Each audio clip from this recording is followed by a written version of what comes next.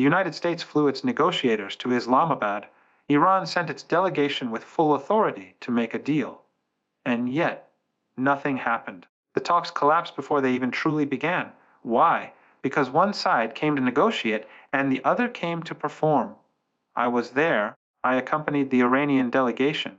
And what I witnessed in those rooms and outside of them confirmed something that many people in Washington already know, but refuse to say out loud.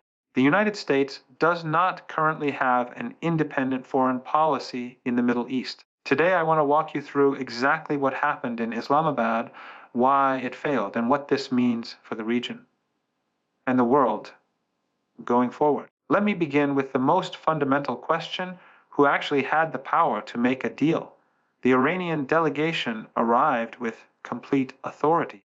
There were no back-channel calls to Tehran mid-negotiation, no instructions being relayed from superiors. The men and women sitting across the table were empowered to speak definitively on behalf of the Islamic Republic. That is how a serious state sends a serious delegation. Now contrast that with what we observed on the American side. Vice President Vance was flanked. And I want you to understand what I mean by that word. Flanked by individuals who are well known to anyone who follows American politics closely as dedicated Israeli firsters. These are people whose loyalty, in any honest assessment, lies not primarily with the American people, but with the agenda of the Israeli regime. And throughout the talks, Vance was making phone calls, constant phone calls. And it later emerged that Benjamin Netanyahu was among those receiving updates from the American vice president. Let that sink in for a moment. The American negotiator was reporting to a foreign leader during negotiations meant to de-escalate a crisis partly driven by that foreign leader's interests. Iran doesn't operate that way, and frankly, no serious sovereign nation should. While we were in Islamabad, two things happened that told us everything we needed to know about American intentions. The first, two American naval vessels attempted to enter the Persian Gulf. Iranian military forces intercepted them and turned them back. This was not an accident. This was not a miscommunication. You do not attempt to send warships into contested waters while your diplomats are sitting at a negotiating table. Unless your diplomats are there for show and your real message is being sent by your military. The second was even more brazen.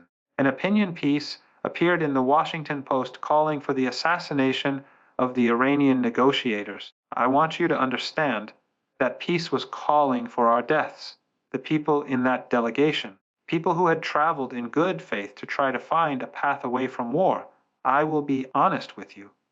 On our flight home, every member of that delegation had made their peace with the possibility that our plane might be shot down. That is not rhetoric. That is the atmosphere that American behavior had created. These were not the actions of a government that wanted peace. These were the actions of a government, or at least a faction within that government, that wanted to humiliate, intimidate, and ultimately destroy the possibility of diplomacy. This brings me to what I consider the central question, and it is a question that many serious analysts are now asking openly. Who is actually running American foreign policy? We see Trump speaking about wanting off-ramps. We hear rhetoric about not wanting endless war, and yet every concrete action taken by the United States moves in the opposite direction, toward escalation, toward confrontation, toward outcomes that serve Israeli strategic objectives but actively harm American interests. Is it Trump? Is it Netanyahu? Is it the network of advisors and donors who surround this administration and whose primary allegiance is not to the United States, but to the Zionist project? I genuinely do not know the answer. And I say that not dismissively, but honestly. What I do know is that the pattern of behavior is consistent. Every time there is an opportunity for de-escalation, something happens to destroy it. Every time Iran offers a path forward, the American response is either an act of military provocation or a media campaign designed to delegitimize the offer. The American people deserve to ask these questions because the costs of this policy are not abstract. They are being felt in energy prices, in inflation, in the erosion of America's standing globally. These are not consequences that benefit ordinary Americans. They benefit a very small group of people, and many of them are not even American citizens.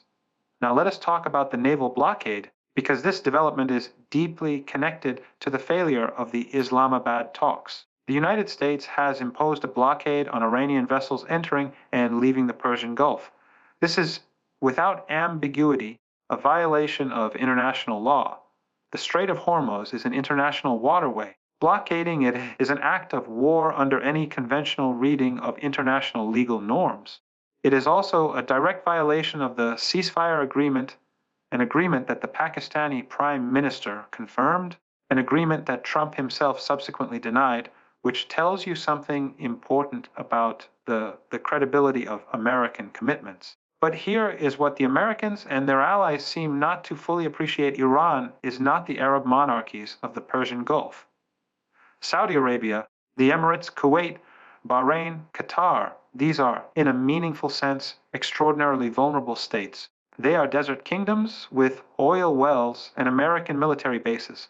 Iran, by contrast, is a civilizational state. It is nearly self-sufficient in agriculture. It has a large, educated population. It has a domestic, industrial, and military capacity that has been built precisely because Iran has always known it might face this kind of pressure.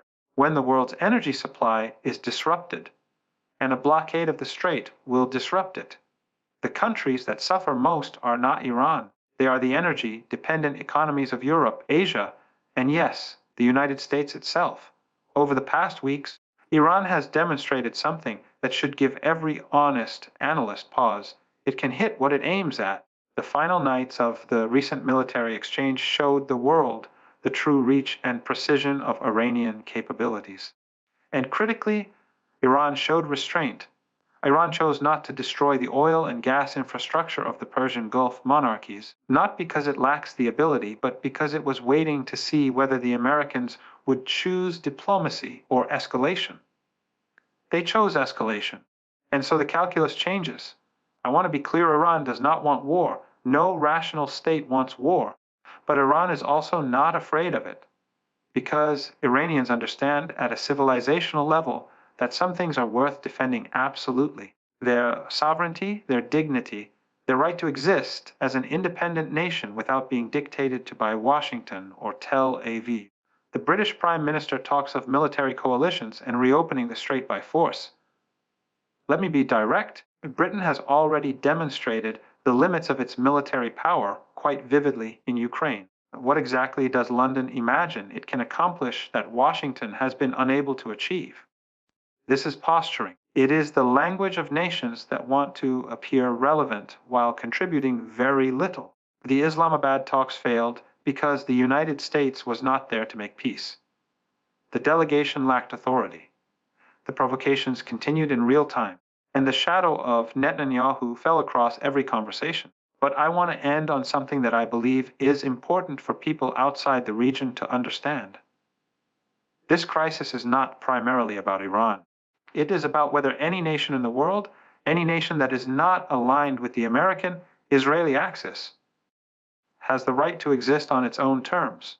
Iran is simply the country that has most consistently and most successfully resisted the answer of no. But the global economic disruption that is now unfolding, the rising energy prices, the supply chain pressures, the deepening instability, these are the costs of a foreign policy that serves a narrow ideological agenda at the expense of everyone else.